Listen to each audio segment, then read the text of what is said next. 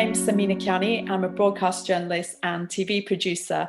And with over 25 years experience working mostly in TV and some work across radio and film, I've seen and experienced firsthand this industry's approach to representation of people from diverse communities like my good self. I'm British, Pakistani, I'm a woman, so it's so important to me that my industry creates a fair playing field for all, no matter your gender, your sexuality, the color of your skin, actually no matter what your background.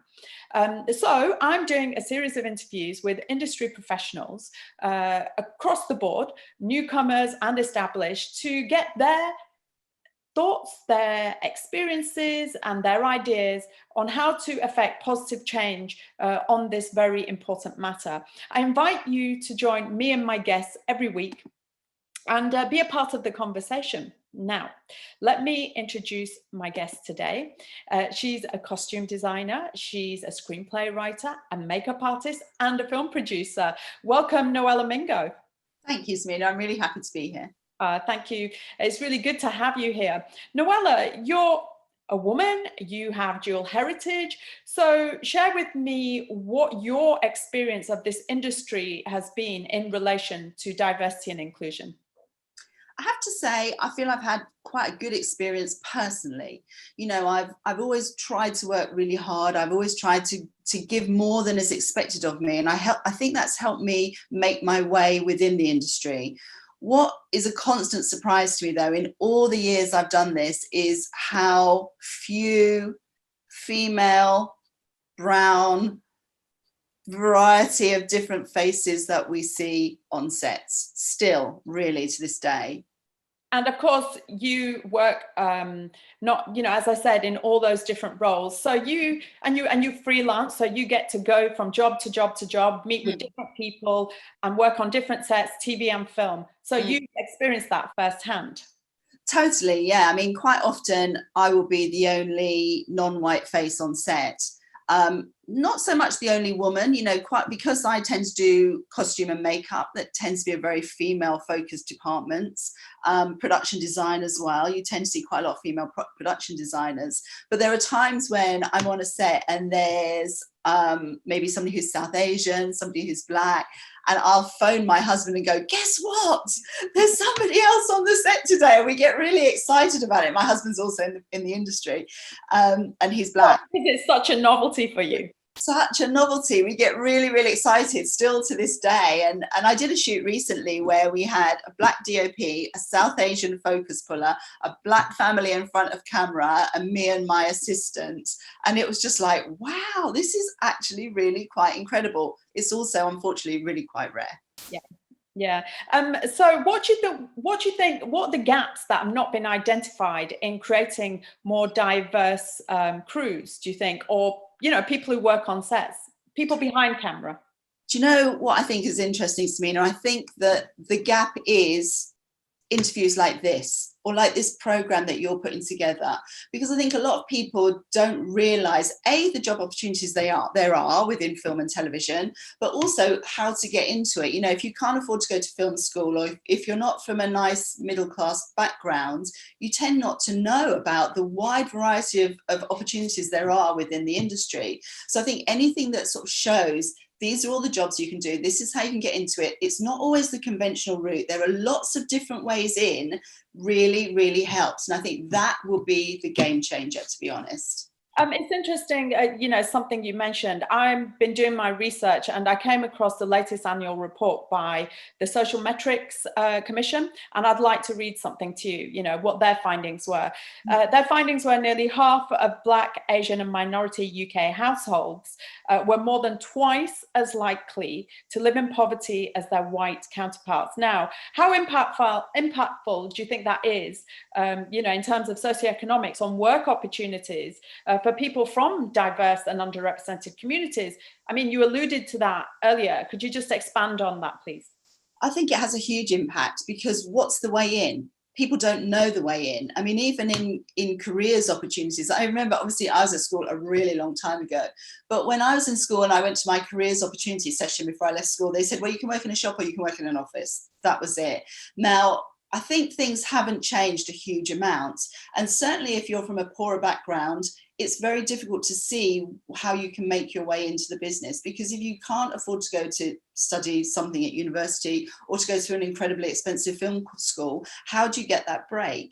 And I think that what we need to do is, through community outreach and through people like yourself, and hopefully not just you, lots of other people will show by going to schools and putting things online that there are these incredible opportunities for everybody. You don't have to be wealthy to work in this business. Yeah, and also it can, it can appear very intimidating, when you come across somebody who works in TV and film and think, oh, that's so out of my reach.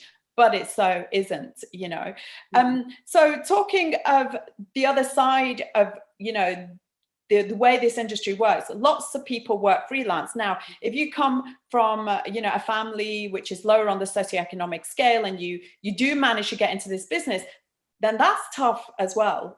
I know that firsthand, because you don't get your jobs back to back to back. So how do you manage financially then?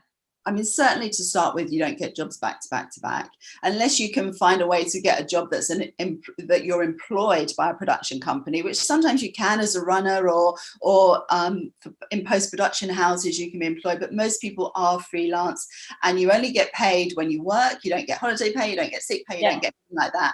And getting established is tricky. It takes time. So there's two things I would say. First of all, be prepared to do something else on the side. It could be that you work in a cafe, or you do a bit of cleaning or anything to keep the bills paid, but also just keep plugging away at it. If you go for a month without working, don't give up, because lots of us go for a month without working, even when we've been doing it for absolutely years. Just keep plugging away, doing more than is expected of you, and you will get there in the end. I think that's really important what you've just said. Just to be persistent and don't give up, because like you said, even established professionals like our good selves have void periods in work, and that doesn't mean you just give up and go into your bed and lie down and have a cry. You got to keep going. You got to keep going. It's sometimes tempting to go into your bed and have a cry, but you can't do it. You just got to keep plugging away. Yeah, drag yourself out of bed and go do it. Now, I want to talk about the number of women that's increased in this business, certainly over my tenure in this business, which is over 25 years. And there's been an increase also within the decision makers, as just slightly though. It's not, the numbers are nowhere near where they should be, but there is an increase of people from more diverse communities making decisions. Now, is it all upon them to make a difference, make the change that's required in this industry, or is there too much pressure on them? It's all down to women to make sure more women are in. It's all down to ethnic minorities to make sure more people come through the door. That's a really tricky thing to answer, because in some ways I think it is, but it's also really difficult. I know when I first sort of became head of department in a makeup department for a film, there were lots of Black makeup artists that I wanted to have on the film with me. And I felt this real hesitancy of, will everybody judge me if I have a lot of Black people in my team as a Black person myself? And I think that can be true of if you're a female producer and you think, oh, if I get all women, everyone's going to say, oh, I'm just getting women in, not because they're the best, just because they're women, because I'm a woman. So it's difficult to sort of break away from that view, but I think we have to. So I'm not saying you take on a Black person or a woman or a South Asian person simply because they are that, but there are lots of absolutely fantastic people within those groups that aren't necessarily getting the breaks that they should.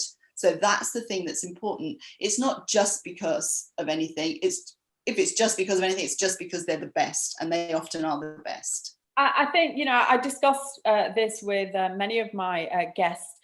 One of the really strong arguments against, or not against, one of the really strong arguments which suggests the slow progress of, increased diversity within our industry is that people are reluctant just to employ people from different backgrounds because they're afraid of lowering the talent bar.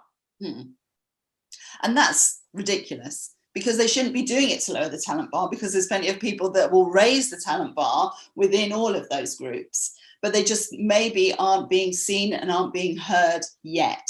But that's why we have to keep fighting. And that's almost why I started producing myself, because that way then I can have the control, I can have the people, give the opportunities, and take that responsibility on myself. And I think more of us, more women, more people from diverse backgrounds are starting to do that, even if it's in a really small way like me, because it gives us the chance to give the opportunities to others that were maybe given to us at some point. Now, talking about responsibility, you're an established professional, but say, somebody who wants to come into this industry from a diverse background, from an underrepresented group, what responsibility can they assume for themselves to create some opportunities for themselves? But you can't just keep relying on the industry to change. We could be here forever. Yeah, I think there's a few things there. First of all, if you get a chance, grab the chance. Even if it's not quite the thing you want to do, take it, because it could lead to the thing that you want to do.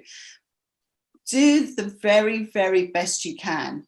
Do more than people expect of you, because everyone's expecting you to maybe be a bit slapdash or not, whatever. Just be excellent in everything you do. Be totally professional. The other thing I would say is, where you can, make your own opportunities. So if you're interested in filmmaking, make some films yourself, do some things yourself, get some people together and show what you can do. More than ever now, there are opportunities. There's YouTube, there's all these online platforms where you can show your work and start to get a reputation. I look at some incredible filmmakers, like, for example, the film Blue Story started off as a YouTube. Yeah. And it became this incredible film, so there are opportunities out there for you to make your own success. But anytime you give a break, really, really grab it and make the most of it. And of course, these days, smartphones have amazing cameras. So even if you can't afford kit, you can start filming on your camera and creating content. The creativity is what people want to look at. Yeah. Yeah. So I just want to wrap up now with a question. I remember when I started in the industry, I was the only Asian female woman, I was the only Asian woman I could see around me. And sometimes that made me feel a little bit insecure. And not anymore though. But I'm just wondering, for those watching today who might be from underrepresented groups and they're looking towards this industry, they really would like to get involved. And they're probably thinking, maybe this isn't right for me. Maybe, I'm not the right fit for this. What advice would you have to give to them? I would say go for it. There may be times when you're on set where you feel slightly uncomfortable because there is nobody else there that looks like you, for whatever reason, because you're a fit, because of your sex, or because of your anything at all, your skin color. But I think some of the nicest people I've ever known work in the film business. There are some great, great people, and I just would urge everybody to go for it. And if there's somebody you admire or somebody you respect within the industry, or there's somebody's work that you think is amazing, reach out to them. They may not reach back to you, but they might, and you've just got to give it a go. And I would say, please, please do it. And I really hope to see some of you on a film set soon. There you go, Noella, great advice. And she's waiting for you guys, so get going. Noella, absolute pleasure talking to you today. Thank you so much for sharing your experiences and your thoughts and opinions about all this. Thank you. I've really, really enjoyed it, and I hope it was helpful. No, it certainly was. Noella Mingo there. Now, if there's anything, you'd like me, any questions you'd like me to pose to my guests about this really important conversation about diversity, inclusion, and representation of underrepresented groups, then, feel free to contact me, leave me a message, and I'll pick out all the best questions that I haven't asked already, and I'll post those to my guests. I invite you to come join me and my guests every week and be a part of the conversation. It's a really important conversation. If you want to get details of all my interviews, then please feel free to follow me across my social media platforms and on YouTube, because I post on there on a regular basis. And feel free to contact me. I look forward to your company next time, and thanks to Noella Mingo again.